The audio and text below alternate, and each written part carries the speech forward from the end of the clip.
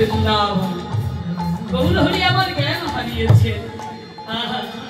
নবদ্বীপ মাঝি গৌরহরি আমার বৃন্দাবন পেলে।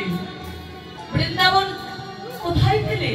আমি তনুমা সুরধুরির তীরে যে পুরস্কৃত ফুলবন, সেই ফুলবন দর্শন করে গৌরহরি আমার মনে মনে ভাবছেন, এই বুঝি আমার সেই বৃন্দাবন।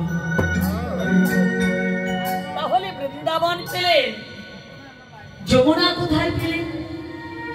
বললেন সবই অনুমান। সুরধুরিকে গৌরহরি আমার যমুনা জ্ঞান করছে। বৃন্দাবন পেলেন, যমুনা পেলেন, এবার মনে বড় বাসনা যে আমি রাসলীলা সাধন করব। তো রাসলীলা সাধন করতে গেলে চাই ব্রজগোপী, কি তাই তো? ব্রজগোপী ব্যক্তি রেখে তো রাসলীলা হয় না। মহাজন বললেন ব্রজগোপীও পেয়ে গেলেন। বললেন কাদের অনুমান করলেন? বলে সঙ্গেই আছে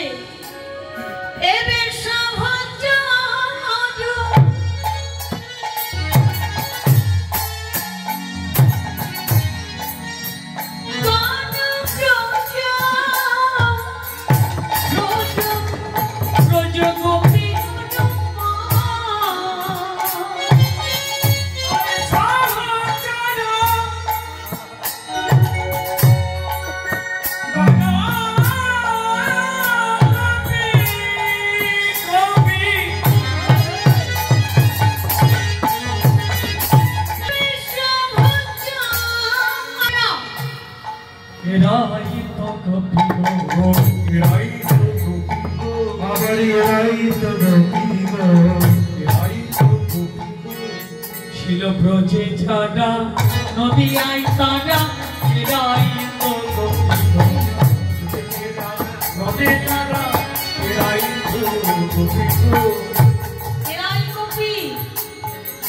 এরাই হলো গোপী।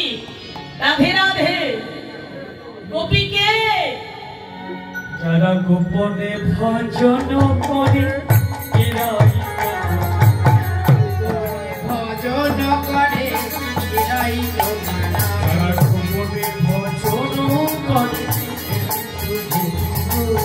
গোপনে ভজন করে, এরাই হলো গোপী। গুরু অনুগত হয়ে। গোপী যে সে হতে পারে না। গোপীকে শাস্ত্রে বলছেন যিনি গুপ্তধর রক্ষার্থে নিজের সামর্থ্য হইয়া অপর আরেকজনকে রক্ষা করাইতে পারেন, তিনি হলেন একমাত্র গোপী। রাধে রাধে। তিনি হলেন একমাত্র গোপী। গৌরহরি রাসে যাদের যাদের প্রয়োজন সবাইকে পেয়ে গেলেন। এইবার কি হলো? রাসের বাজনাটা বেজে উঠেছে। কেমন করে? হরিবল হরিবল। কেমন করে রাসের বাজনা বাজল?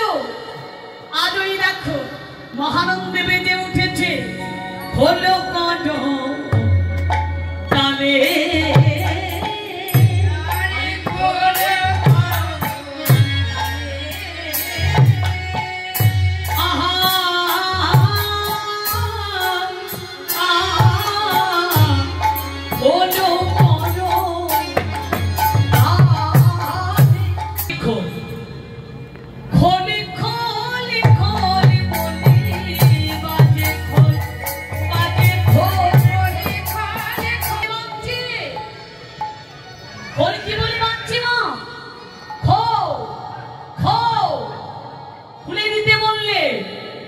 ঢেকে রাখলে হবে না।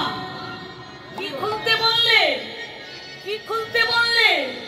হৃদয় ঘরের তোমার খোল বাজে খোল বাজে, হৃদয় ঘরের দুয়ার খোল বাজে খোল বাজে, হৃদয় ঘরের দুয়ার খোল বাজে খোল বাজে খোল বাজে খোল।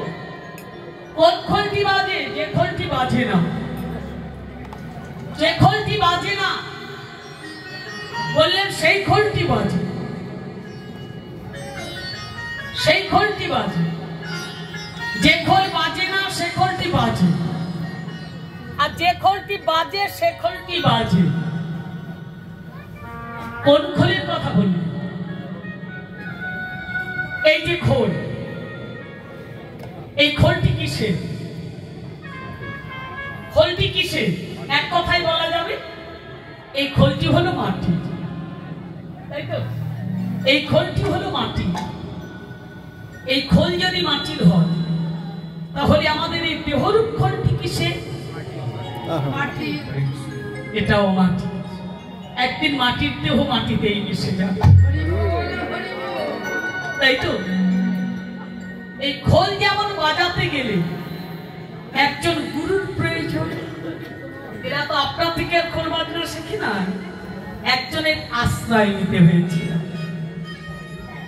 খোল বাজনা শিখতে গেলে যেমন একজন গুরুর প্রয়োজন, ঠিক তেমনি আমাদের এই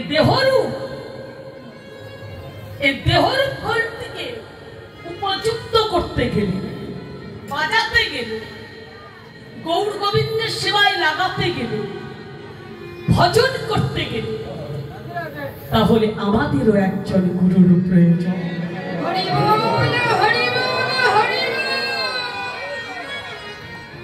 গুরুকে যিনি অন্ধকারের পথ থেকে যিনি আলোর পথ দেখান, তিনি হলেন গুরু। গুরুদেবেরও কাজ আছে। গুরুদেবের কাছ থেকে যে আমরা মন্ত্র গ্রহণ করি, উপাসনার মন্ত্র যে গ্রহণ করি, গুরুদেবের কাজটা কি? শিষ্য কিংবা শিষ্যাকে ঈশ্বরের সঙ্গে যোগাযোগটা করিয়ে দেওয়া, ঈশ্বরের সঙ্গে কানেকশনটা করিয়ে দেওয়া, এটা হলো গুরুর কাজ।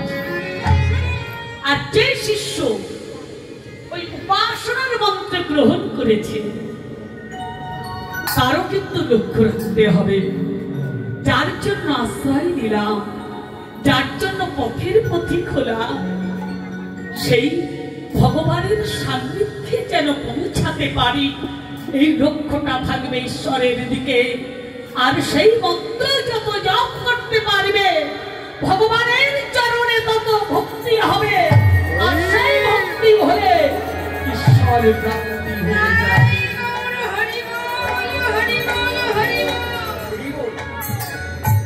বললে হ্যাঁ গো, গুরুর কাছে যখন যাওয়া যাবে তখন কি হবে জানো? এই মাটির খোলে যেমন বেজে ওঠে দেখিবে আগে দিন না আগে দিন, ওই মাটির খোলের মতো তোমার এই দেহরূপী খোলে বেজে উঠিবে, আর বলিবে গৌরে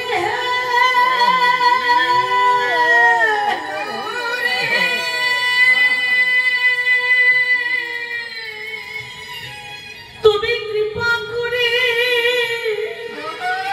করুণা করে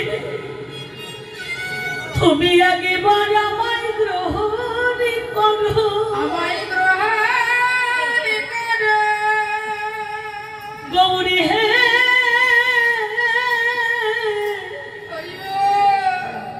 আমি তোমার চরণে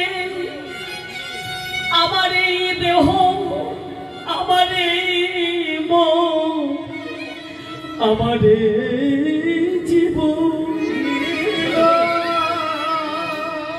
আমার যৌবন, আমি সবই তোমার চরণে দিলাম।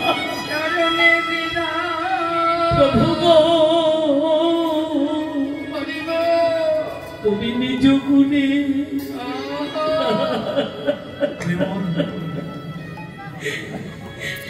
আমায় কৃপা করো। হে প্রভু হে,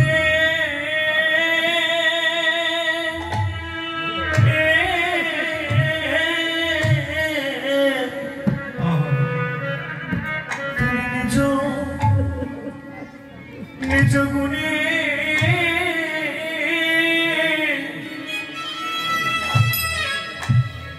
কৃপা কৃপা করো।